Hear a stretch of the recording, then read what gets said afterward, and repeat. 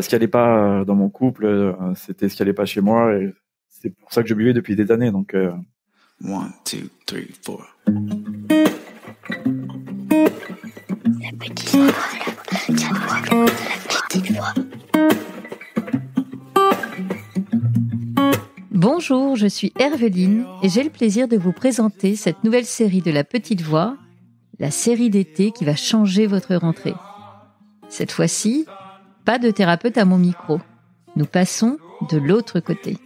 Du côté de celles et ceux qui réfléchissent, qui cheminent et qui un jour osent écouter leur petite voix. Des conversations intimes et pleines d'émotions. Des conversations qui vont nous éclairer, nous inspirer. Alors, prêt à écouter la petite voix pour entendre la vôtre ? La série d'été de La Petite Voix, c'est parti !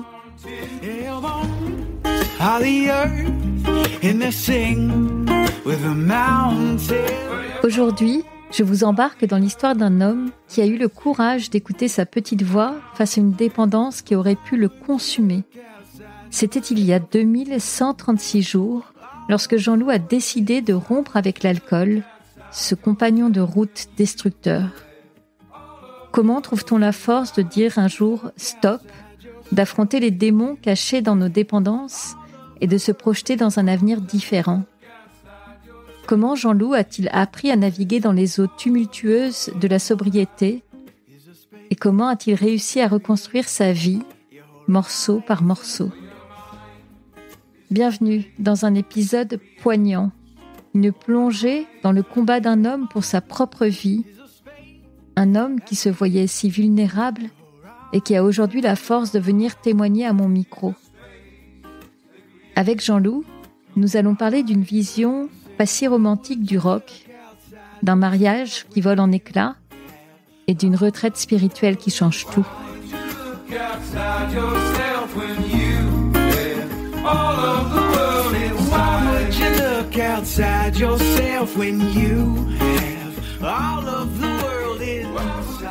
Salut Jean-Loup et bienvenue dans La Petite Voix.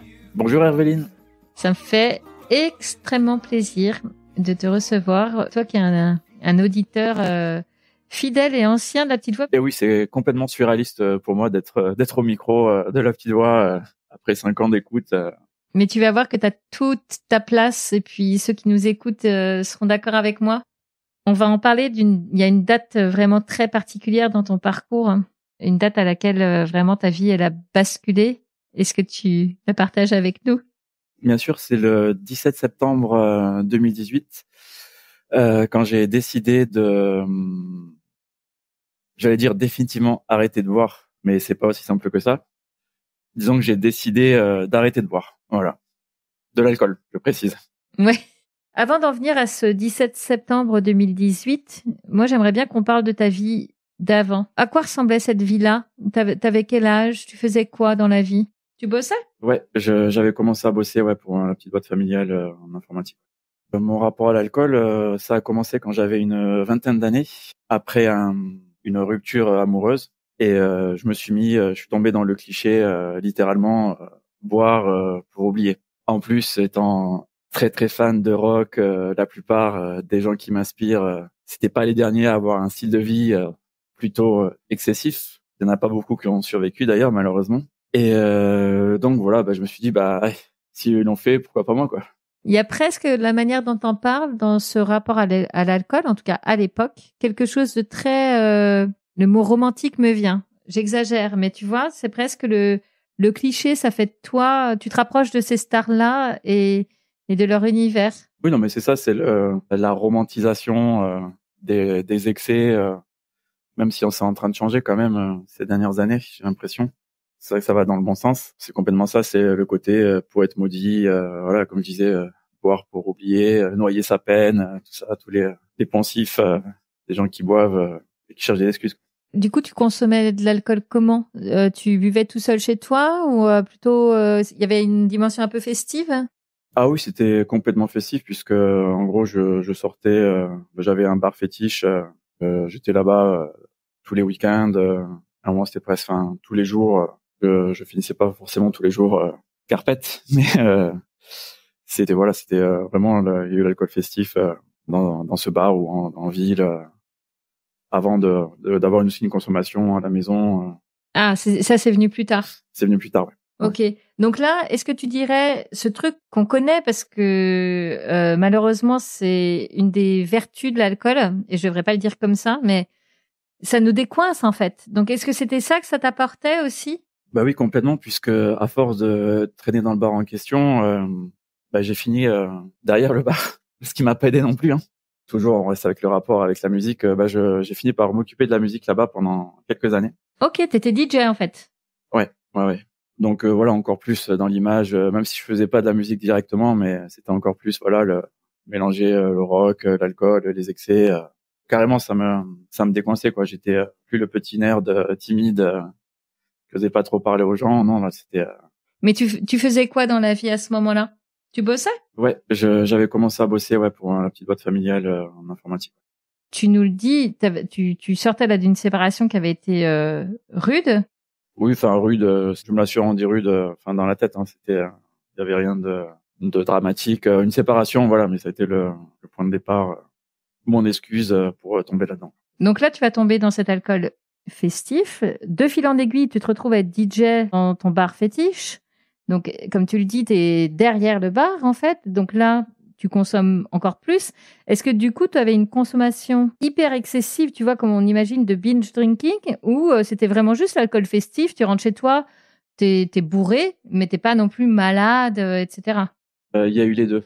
Comme je dis souvent, sur je sais pas combien de soirées où je suis sorti, où j'ai bu à degrés divers, il y a eu peut-être 10% de soirées où ça a mal fini. Contre 90% pas bien, vraiment les grosses gueules de bois, de l'alcool mauvais aussi. J'étais agressif entre certaines personnes de mon entourage, ouais.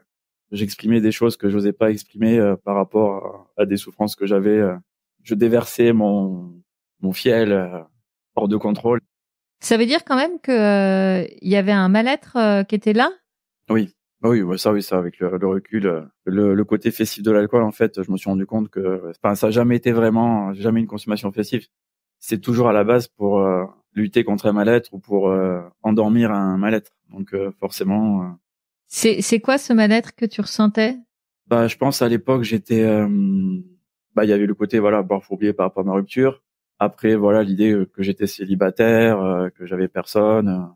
Et justement, en plus, le fait de se décoincer, d'être derrière un bar, forcément, je parlais plus facilement aux filles. Enfin, les filles venaient me parler aussi plus facilement. Donc, c'est une solitude que je ressentais plus. Enfin, là, je saute beaucoup d'étapes, mais je me rendis compte que c'était plus, sans entrer dans un débat de société, mais c'était juste l'image, la construction. Il fallait être en couple. C'était le truc.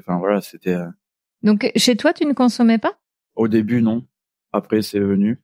Au début, il y a eu la période juste, en gros, faire un petit apéro avant de sortir. Parce que quand je suis sorti, généralement, je sortais vers 10-11 heures du soir.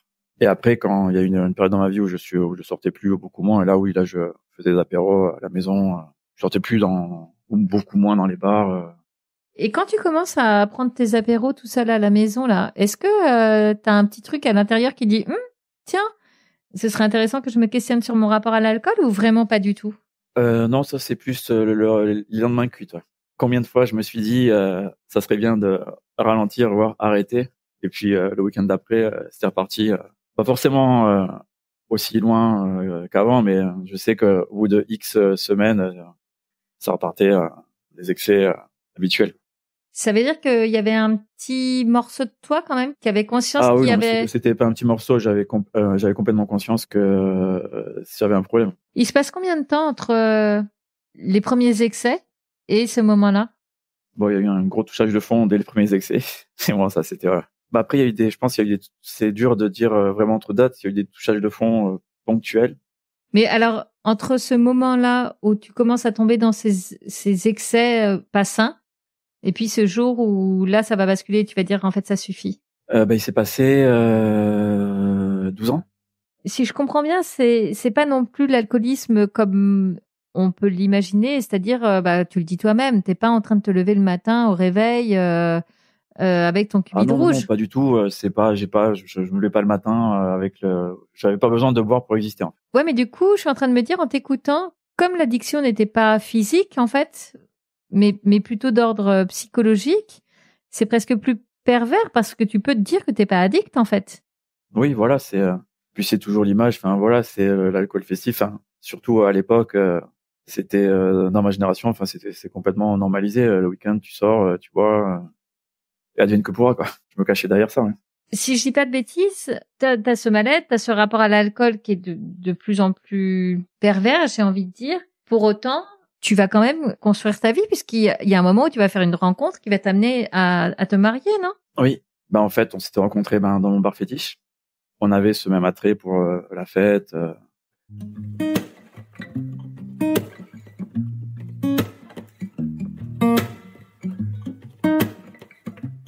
Qu'est-ce qui va se passer pour que là, tu arrives à cette forme de moment de bascule?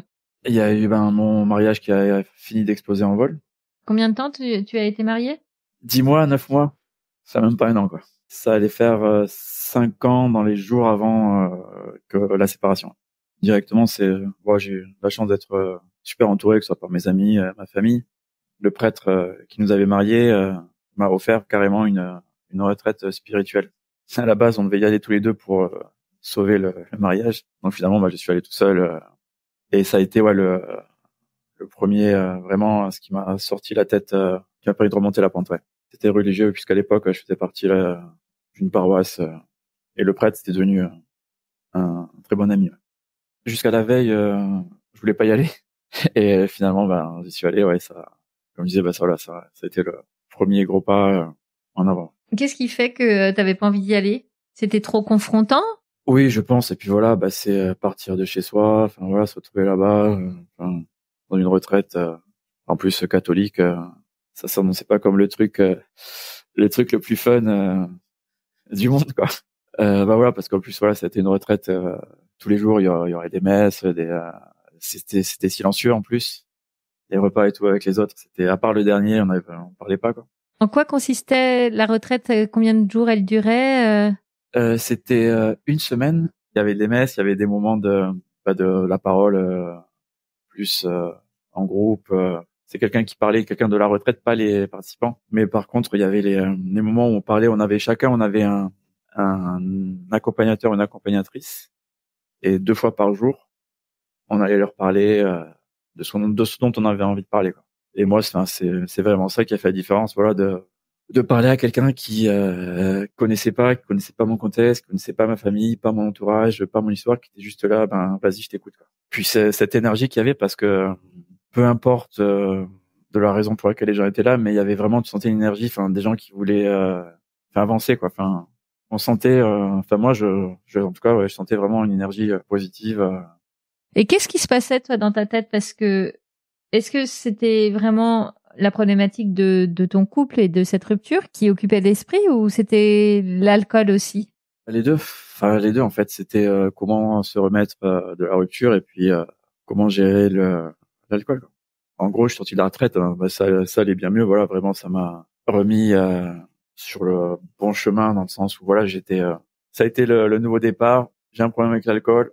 Qu'est-ce que je peux faire pour faut que je ralentisse, voilà. Donc c'était vraiment au même niveau que la problématique du couple, quoi, et de la rupture. Les deux sont liés, même si la séparation, c'était pas à cause de l'alcool, mais parce qu'il allait pas dans mon couple, c'était ce qui allait pas chez moi, et c'est pour ça que je buvais depuis des années. Donc il y a quand même eu des moments particulièrement forts, je crois, dans cette retraite. Déjà, il se passe quelque chose un moment pendant une messe, je crois. Tu entends des mots qui vont te toucher droit au cœur. Oui, c'était juste le prêtre qui nous disait, il y a un moment où on se serre la main tous. Normalement, on dit un truc, alors je sais plus si c'est la paix du Christ ou l'amour du Christ. Sauf que là, c'était remplacé par il est bon que tu existes. Il passait devant chaque banc, et en gros, il serrait la main à la première personne, et ça passait de l'un à l'autre, voilà. Et là, quand il te dit ça, toi, Ouais, ça m'a fait du bien, ouais.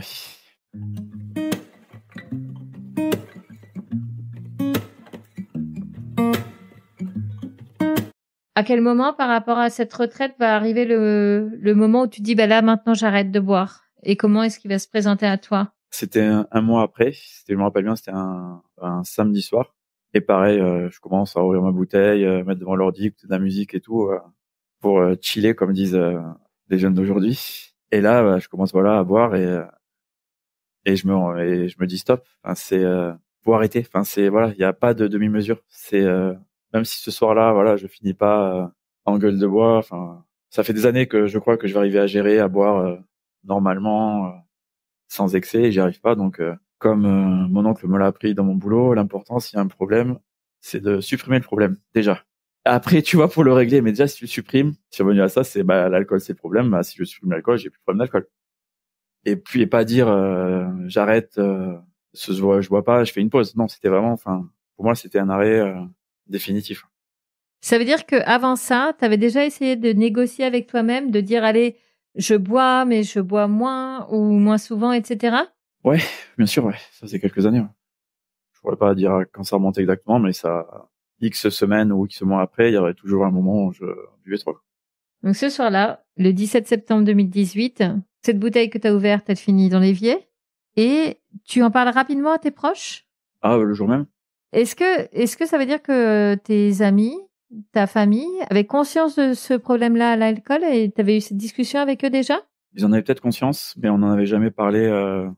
Si, à part des fois quand il m'a vu dans un état, ouais, ça serait bien que tu fasses attention, que tu ralentisses, mais je fonctionnais normalement 99,98% du temps. Quoi. Donc, Par contre, ce jour-là où tu décides d'arrêter, tu décides aussi d'avoir cette conversation que tu avais finalement jamais vraiment eue? ben, c'était surtout pour sorte de signer un contrat, hein, dans le sens où il faut que je le dise parce que ça m'engage en fait. Si je le dis à ma famille et mes proches, c'est un engagement. Bon, le plus important c'est de le tenir envers moi-même. Mais voilà, maintenant c'est acté envers eux aussi. Voilà, c'est pour moi ça allait m'aider à tenir. Ils ont réagi comment, tes proches, quand tu leur as dit? Oh bah ils étaient super contents, super fiers de moi. C'est sympa de se dire qu'on arrête, mais comment on fait pour arrêter, quoi? Parce que c'est le principe de l'addiction. C'est que elle nous laisse pas tranquille aussi facilement que ça, normalement. J'ai jamais ressenti même au début, de manque. Après, il y a toujours ce que j'appelle la douleur fantôme. C'est quand j'ai des coups de moins bien, ça vient toujours. Et voilà, une petite bière pour se détendre. Même aujourd'hui encore. Oui, même aujourd'hui encore. Ouais. 6 ans, ça va faire 6 ans après, ouais, c'est toujours présent. Quand je fais des courses et que je passe devant le rayon où il y avait mes anciennes copines, t'as envie d'aller les voir, ouais. Mais là, quand même, tu vas réussir à te tenir à ça et à vraiment à te tenir à cet élan de renouveau, quoi, qui a été amorcé au moment de la retraite. Bah parce que aussi globalement c'était soit ça ou sombrer et pire quoi. Est-ce que tu as été très entouré par tes proches? Ah oui oui ça en plus voilà j'ai sur la famille bon sur la famille je pense pas qu'ils m'auraient jamais dit un truc comme ça mais mes amis proches et très proches m'ont jamais fait de réflexion en soirée ou quoi. Ah, sur le fait que t'es pas fun, tu bois pas, c'est ça? Voilà. Qu'on m'a entendu derrière moi sur j'étais chiant parce que je buvais plus. Non, ils ont été super. Ils ont compris. Enfin voilà, j'ai aucune. Est-ce que tu fais la fête aussi bien qu'avant? Non, de toute façon, en gros, je fais plus la fête. J'en ai largement profité. C'est plus ce qui me donne envie de sortir jusqu'à pas d'heure. Bon, un verre de temps en temps, une bonne bouffe, ouais, mais sortir, c'est bon. Je suis passé à autre chose. Ouais, c'est ok, d'accord. C'est comme une époque aussi que tu refermes avec la fin de l'alcool.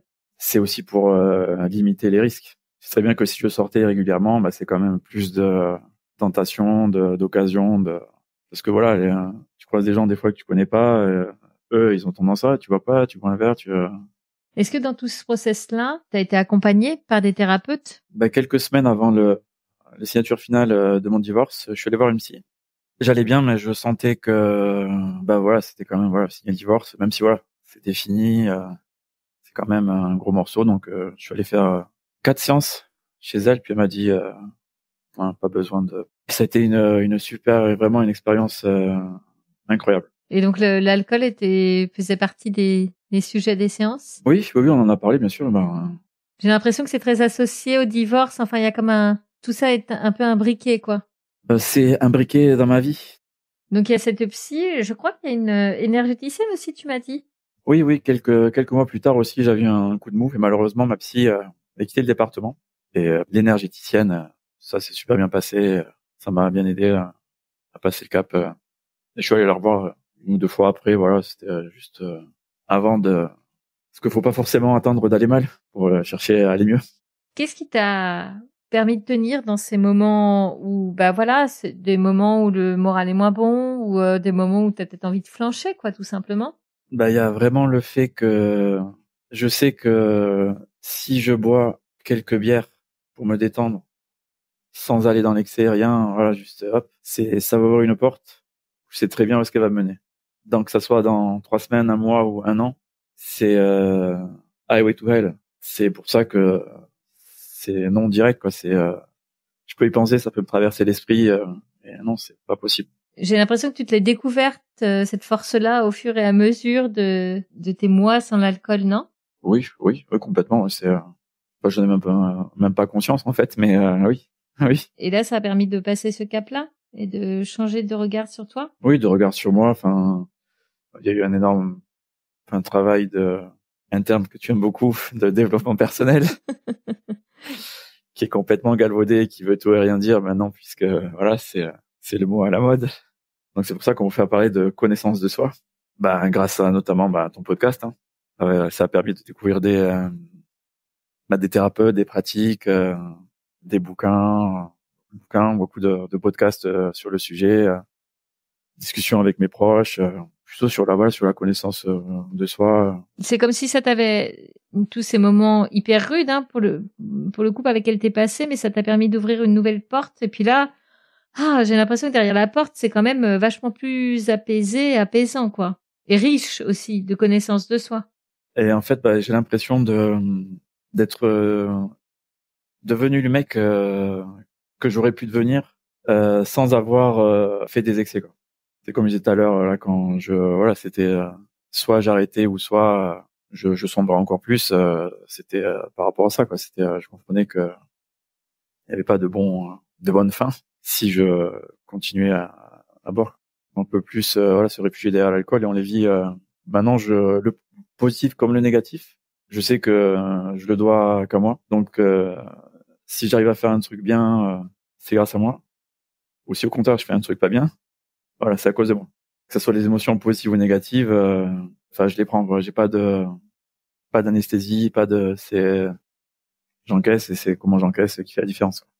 Donc, tu as aussi appris tout ça, à gérer ces émotions-là et tout ça. Il y a un mot aussi dans ces grandes leçons, en fait, si je peux appeler comme ça paraît très pompeux, mais en même temps, c'est de ça dont on parle. Oui. Ouais, s'accepter, lâcher prise aussi, qui est notre mot, notre formule.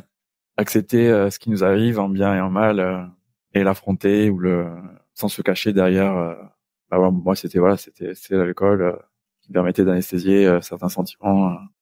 Quand tu parles d'accepter, est-ce que ça veut dire que aujourd'hui tu acceptes que tu as vécu ça aussi et que c'est OK en fait, que ça fait partie de toi et de ton parcours et de celui que tu es aujourd'hui?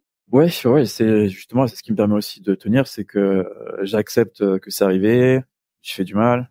Bon, le plus dur à vivre, c'est d'avoir fait du mal à des gens, et enfin c'est fait. Et je sais que si je bois plus jamais d'alcool, ça ira plus loin. Mais est-ce que tu arriveras à dire à ces personnes-là ce que tu as sur le cœur autrement? Oui, ça fait partie aussi du travail que je fais depuis 6 ans. Et aussi, ce qui fait la grosse différence, c'est et ce qui peut paraître égoïste, je place mon bonheur avant toute chose, quoi. Pour moi, c'était le but, c'était il fallait être en couple. Donc, si t'es en couple, c'est l'autre qui passe avant toi, en fait. Cette idée-là de l'autre doit passer avant toi, que finalement, avec le recul, que je sais même pas si c'est ce que j'ai appliqué dans mon mariage, mais c'est ce que j'ai pour moi. Après, ça a été de dire, et même dans les relations familiales ou amicales, je sais que ça peut pas forcément porter du tort, mais il y a certaines choses que je fais plus parce que j'ai pas envie, parce que pour X raisons, j'ai pas l'énergie que j'aurais fait avant, que je me serais imposé de faire avant. Et là, ça veut pas dire que je fais jamais d'efforts, que je fais que ce que je veux et que si j'ai pas envie de faire un truc, je le fais pas, hein. Mais je m'écoute beaucoup plus, ouais. Si je sens que c'est pas le moment d'aller voir telle personne pour X raisons qui n'ont pas forcément à voir avec la personne en question d'ailleurs, non, tu t'écoutes. Ouais, t'as fait de toi une priorité. Mais aussi, j'ai l'impression en t'écoutant là dans tout ce parcours que tu partages avec nous, il y a vraiment le truc t'as appris à t'aimer en fait. Et puis à partir du moment où on s'aime, on peut se respecter. M'aimer, c'est peut-être un bien grand mot, mais déjà oui, je m'aime plus qu'il y a quelques années, ouais. Ça c'est sûr, ouais.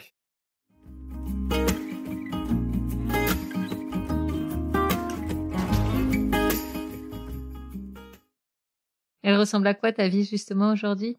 En ce moment, c'est reconversion professionnelle. Ok, donc tu as quitté l'entreprise familiale.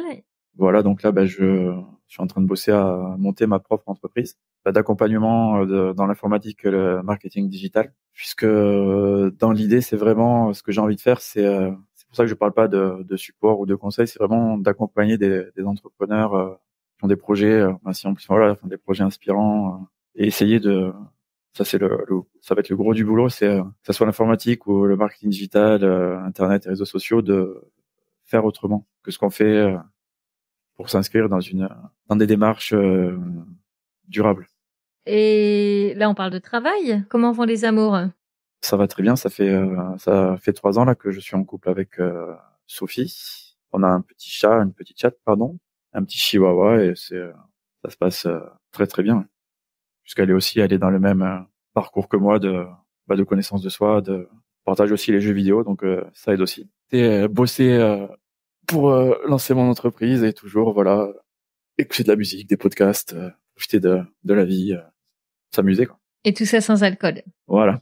Et pourquoi, tout début de l'entretien, quand on parlait d'arrêter définitivement l'alcool, tu t'es repris toi-même en disant Parce que j'ai beaucoup lu et entendu, c'est que quand on est alcoolique, parce que je pense que c'est important de le dire, même si on n'est pas au point, comme on disait tout à l'heure, au goulot du cubi à 8h du mat. Maintenant, je pars du principe, si tu commences à t'interroger sur ta pratique, c'est que t'as un problème, sans forcément dire. Je peux comprendre aussi par rapport au poids social que ça peut pouvoir dire salut, je suis alcoolique parce que je bois le week-end ou quoi. C'est pas grave, c'est que des mots. Mais si déjà t'as identifié le problème, donc quand on est alcoolique, notamment, j'ai lu des trucs sur les fameuses 12 étapes, les alcooliques anonymes, c'est que tu l'es toujours en fait. Aux États-Unis, ils appellent ça le one day at a time, donc un jour après l'autre.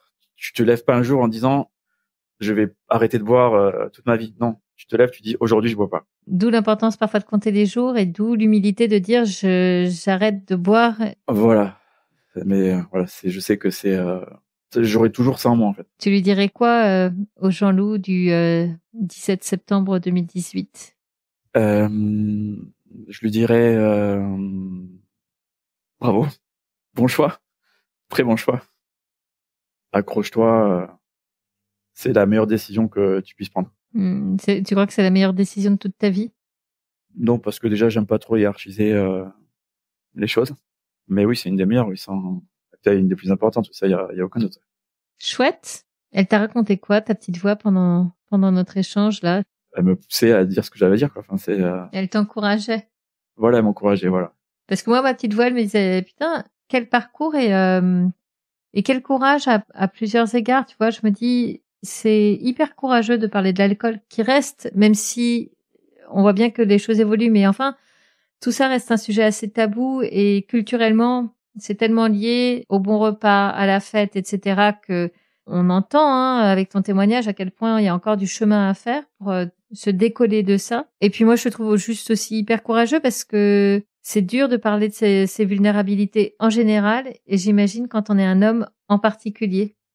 Tu voulais ajouter une dernière chose avant qu'on se quitte? Comme j'ai dit il y a pas longtemps, c'est si à partir du moment où tu commences à t'interroger sur ta consommation, c'est que faut pas hésiter à t'interroger plus, à aller parler à quelqu'un, peu importe, à des proches, à des pros, mais ouais, et puis surtout fais gaffe parce que c'est quand on tombe dedans, c'est dangereux, hein. C'est dangereux et c'est pas facile d'en sortir. Merci beaucoup, Jean-Loup. Avec plaisir. Why would you look outside yourself when you have all of the world inside? Voilà, la série d'été de la petite voix, c'est fini pour aujourd'hui. Si vous avez aimé cet épisode, parlez-en autour de vous. Vous pouvez aussi me le dire avec de bonnes notes et des commentaires sur votre plateforme de podcast favorite. Ça aide vraiment à le faire découvrir à d'autres auditeurs.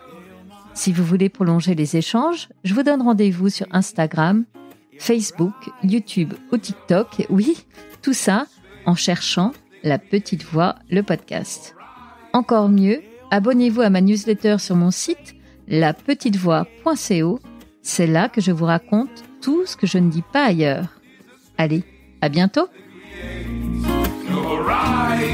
Say, why would you look out? outside yourself when you have all of the world inside? Why would you look outside yourself when you have all of the world inside? Why would you look outside yourself when you have all of the world inside?